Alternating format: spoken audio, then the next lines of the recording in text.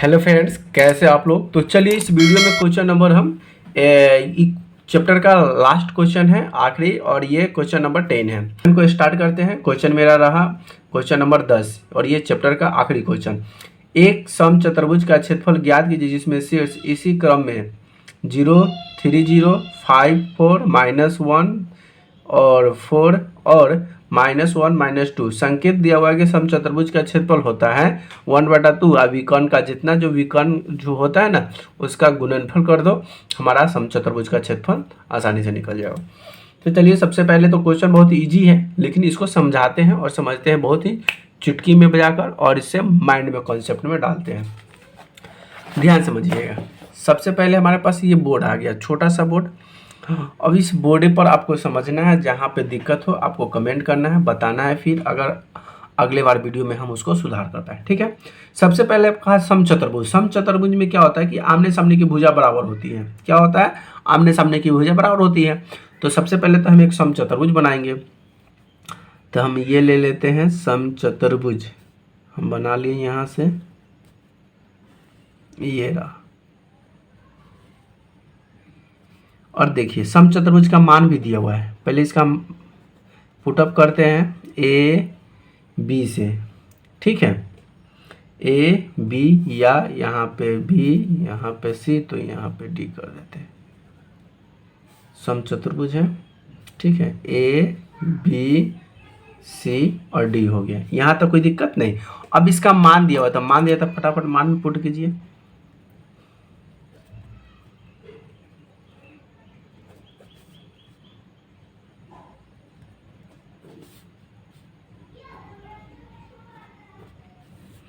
चलिए मान देने के बाद इसको भरने के बाद एक तरह का इसमें अब क्या किया, विकर्ण होता है।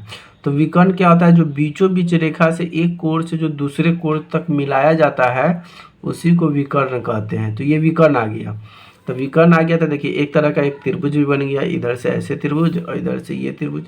इसमें कंडीशन बहुत है, इधर त्रिभुज, ये भी त्रिभुज, ये भी त्रिभुज, बहुत तरह का त्रिभुज बन गया इसमें। ठीक है।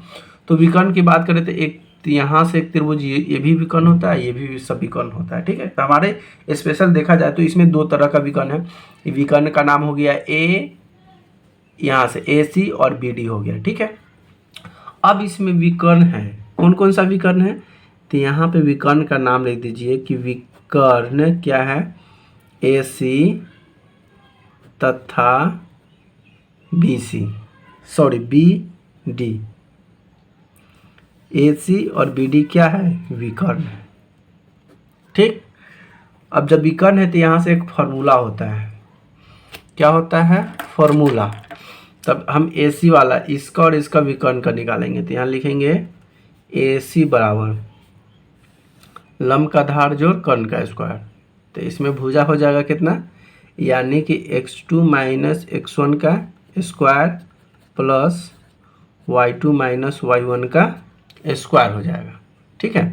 तो x2 के जगह पे यहाँ देखिए a और c ले रहे हैं, a और c, तो x2 के स्थान पे यहाँ पे -1 है तो यहाँ पे लिखेंगे -1। फिर कुछ फॉर्मूला में माइनस है तो माइनस लगा देंगे, x1 के स्थान पे यहाँ पे 3 है तो यहाँ पे 3 लगा देंगे, इसका स्क्वायर कर देंगे, प्लस y2 के स्थान पे यहाँ पे 4 है, माइनस y1 के स्थान पे 0 है तो यहाँ पे डाल देंगे 0 और इसका स्क्वायर, और ये हो जाएगा रूट में। ठीक। देखिए माइनस माइनस प्लस हो जाएगा, -4 का स्क्वायर हो जाएगा, आप प्लस 4 में से 0 घटाएंगे तो 4 ही आएगा, यानी कि 4 का स्क्वायर हो गया।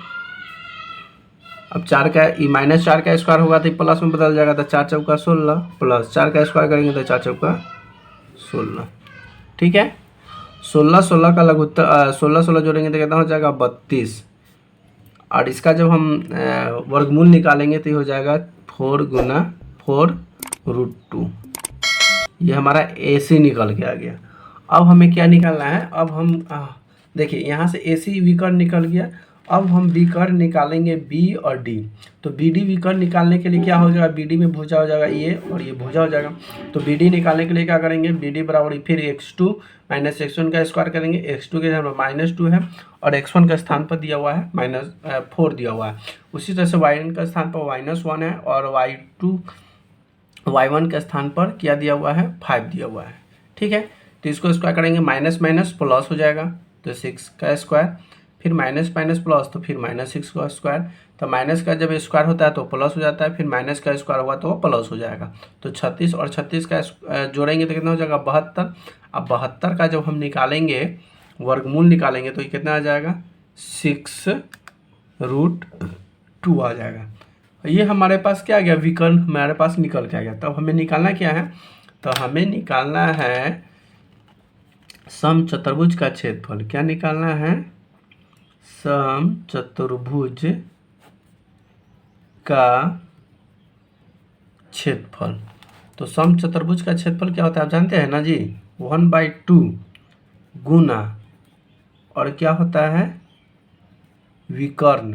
क्या होगा, विकर्णों का गुणनफल। क्या होगा, गुणनफल होता है।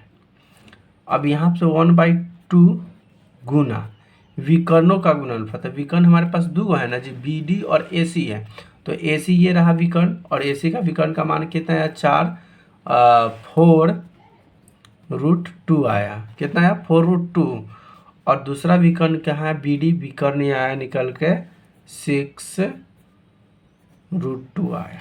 देखिए अभी 2 से तो ये 2 कट जाएगा, तो यहाँ पे कितना बचेगा 2√2 गुना 6√2। आपको याद रखना है ना, आपको ये समझना है, ठीक है। रूट में रूट से गुना होता है, और रूट के साथ जो होता है उसके साथ गुना होगा। तो मान लें कि 2 है, तो 2 में 6 से गुना होगा, तो 6 दूना कितना हो जाएगा 12।